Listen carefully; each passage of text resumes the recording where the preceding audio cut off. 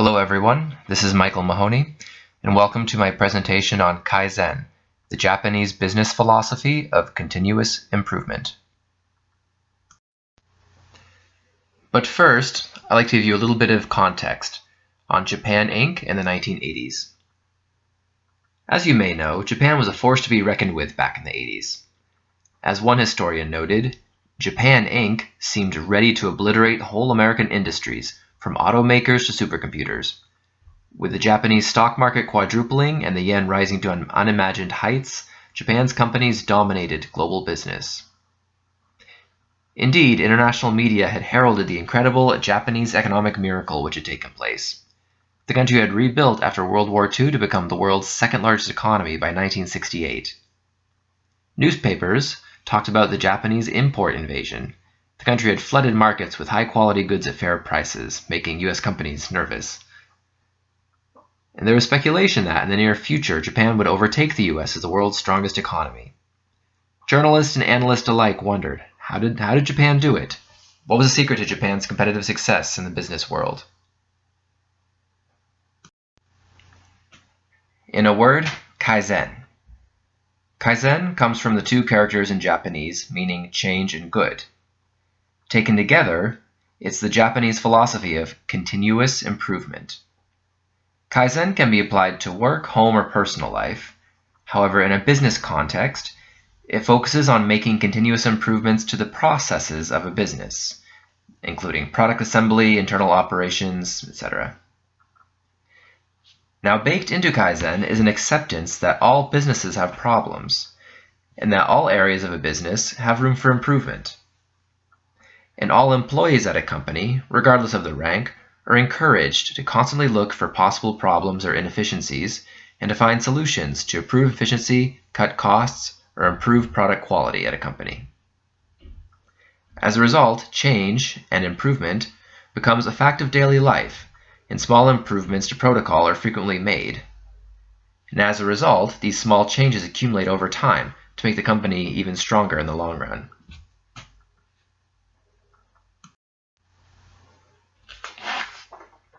Although the concept dates back to the mid-20th century, the term Kaizen itself was coined by Masaaki Imai in 1986. Mr. Imai was a Japanese business consultant who sought to explain the differences between Japanese and Western businesses. His seminal work, Kaizen, the Key to Japan's Competitive Success, was read the world over, and the word came to be used frequently when discussing business in Japan and Japan's competitive advantage. The following two quotes from the book show his view in a nutshell. If asked to name the most important difference between Japanese and Western management concepts, I would unhesitatingly say Japanese Kaizen and its process-oriented way of thinking versus the West's innovation and results-oriented thinking.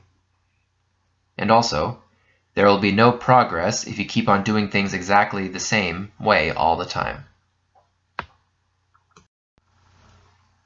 Kaizen, the X factor which set Japanese business apart, actually came into being a bit earlier, in the immediate post-war period, and evolved throughout the 20th century.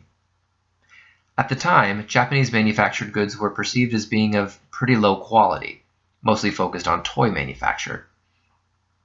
The US government, however, wanted to develop a strong economy in Japan.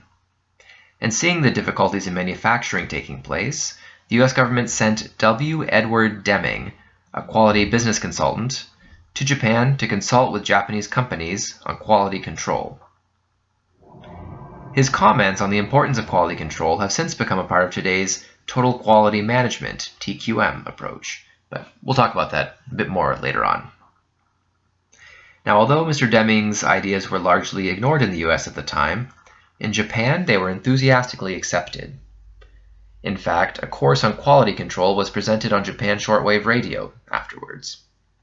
And in 1960, November was proclaimed to be National Quality Month in Japan.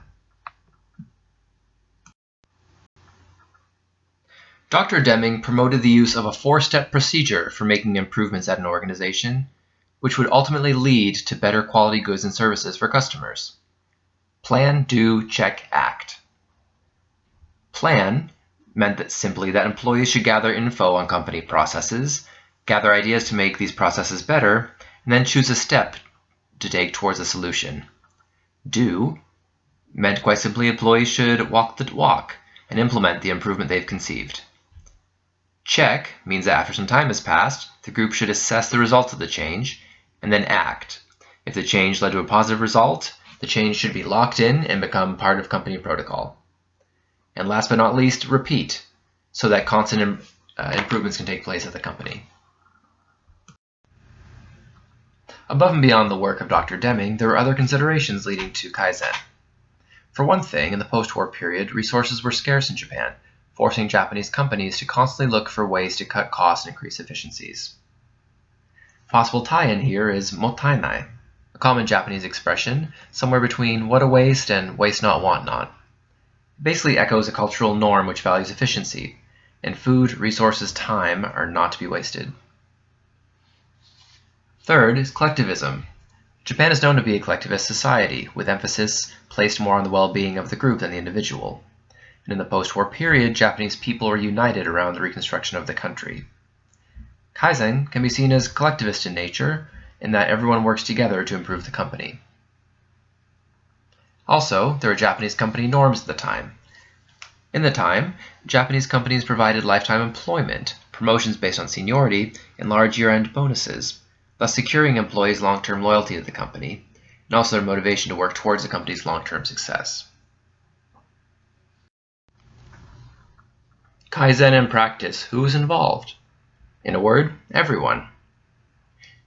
With Kaizen, all employees can surface problems and suggest solutions towards continuous improvement, and should dedicate a portion of their work towards Kaizen. In fact, top management are encouraged to spend 50% of their time exploring ways for businesses to improve. They're expected to balance their time between maintenance of present operations and improvement to strengthen the company over time.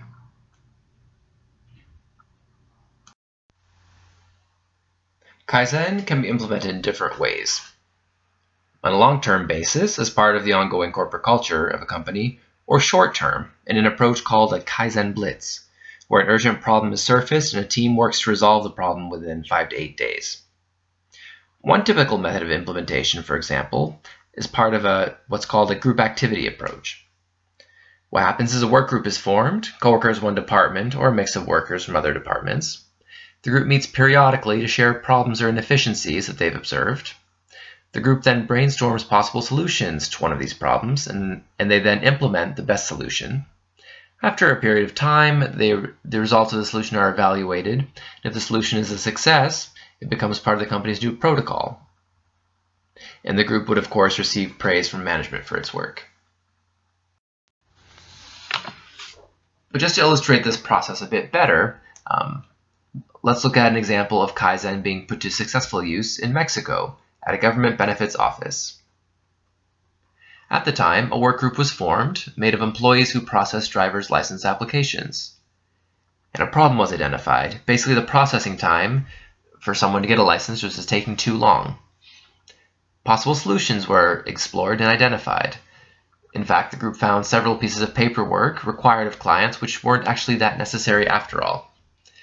The solution was implemented, in that this extraneous paperwork was removed from the process. The results were evaluated. The group looked at the average processing times before the change and after, and found that after the change, processing times declined by 40%. And as a result, this became part of the new business protocol at the center.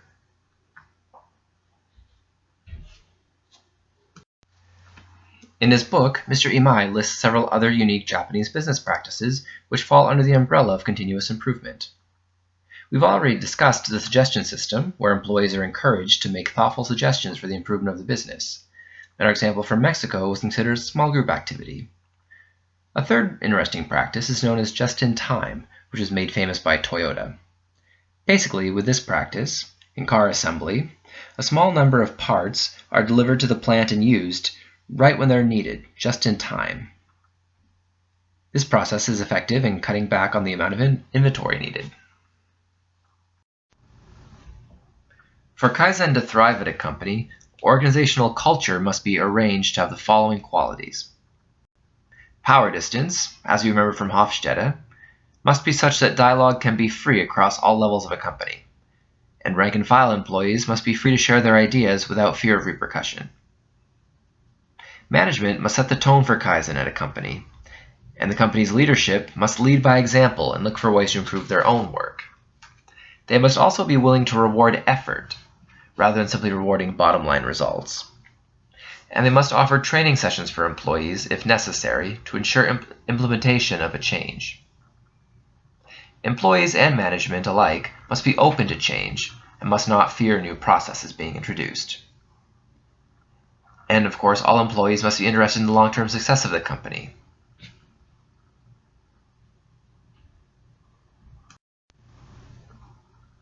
Numerous benefits are possible once Kaizen's been implemented at a company. For one thing, Kaizen is a simple, low-cost means to improve quality and productivity at a company. Improvements in process can lead to fewer defects in the products. And of course, improved quality in the products can lead to higher prices for the product. Improved efficiency leads to reduced cost of business at the company.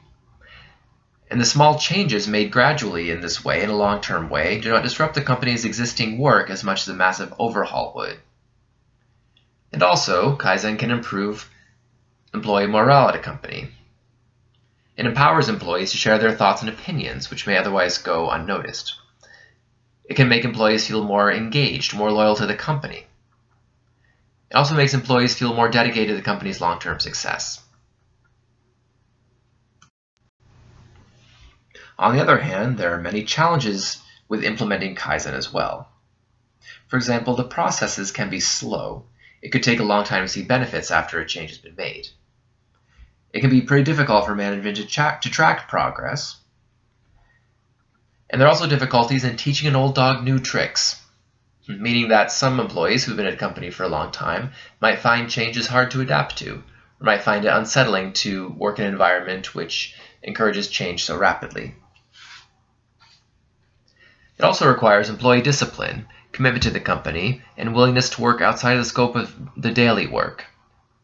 Because oftentimes, groups formed with Kaizen in mind, for example, will have their conversations, their group sessions outside of their normal working times. And also, Kaizen can be difficult to transfer to other countries. In fact, in one recent study, it was reported that 80% of Japanese companies still find international transfer of Japanese management systems problematic. According to researchers' findings, efforts to export the Kaizen philosophy to companies outside of Japan has actually had mixed results. To illustrate the point, we have several examples when Kaizen was successful and unsuccessful when transferred to other countries. Looking at Spain, for example, some government offices were able to successfully use Kaizen since the small groups were able to work together well. In the Netherlands, Kaizen was found to be very difficult to implement at Japanese companies, as employees were unwilling to work beyond the scope of their job descriptions, and many of the Kaizen activities fell outside of their normal responsibilities. In Thailand, a Japanese company found Kaizen to be applied successfully since the Japanese manager made Kaizen participation social and fun, which the researcher deems culturally appropriate for Thailand. In Ethiopia, Kaizen was deemed to be difficult to implement since power is typically concentrated in the hands of one single manager. And also, employees were unwilling to put in the time to evaluate processes and make recommendations. Overall, however, researchers believe Kaizen can work outside of Japan, so long as systems can be somehow adapted to a local culture, and also so long as employees can have clear orientation and ideally a no layoff policy, commitment to long-term viability of the company, a free flow of information across different levels of staff, empowerment to make broad decisions, and a company culture which is both process and results oriented.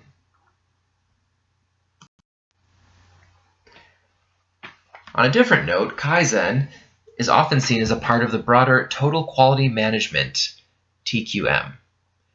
Both are derived from W. Edward Deming's ideas. Remember him? However, there are some differences as well. Kaizen, for example, is more of a philosophy. It's from Japan, of course, and has the emphasis on improving business processes. TQM, however, is a set of management and control processes from the US with emphasis on improving customer satisfaction. More specifically, TQM is noted as being the art of managing the whole organization to achieve excellence, and a set of systematic activities carried out by the entire organization to effectively and efficiently provide products and services with a level of quality that satisfies customers. Just to give a bit more information on TQM, TQM was made in the USA to respond to globalization pressures, which were actually caused by Japanese successes in the 70s and 80s.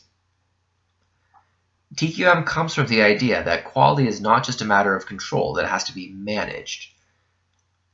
And TQM oversees a company's quality management system, known as a QMS, which has guidelines for ways to achieve quality and success at work. And the TQM thus serves to manage and improve this quality system over time. Much like Kaizen, TQM has also been difficult to transfer internationally. According to researchers, this is frequently due to the implementer's lack of cultural competence in the host country. Management can influence employees' attitudes towards work, said one, however they cannot change national culture. National culture is based on values, whereas organizational culture is based on practices. Some examples of TQM approaches in different countries. We can look at the US, China, and Nigeria. In US, TQM is pretty widely used, although it can be difficult to implement due to differing orientations of regions. For example, some companies in different regions are task-oriented, others are more people-oriented. In China, TQM is also widely accepted to meet market economy requirements, as China was developing, but it's been unevenly and inconsistently applied across the country. In Nigeria, a researcher found that TQM is known among business executives, but not widely applied, and the Standards Organization of Nigeria is too lenient and unable to enforce its standards. However, various national quality awards have been set up around the world to encourage TQM consistency in different countries.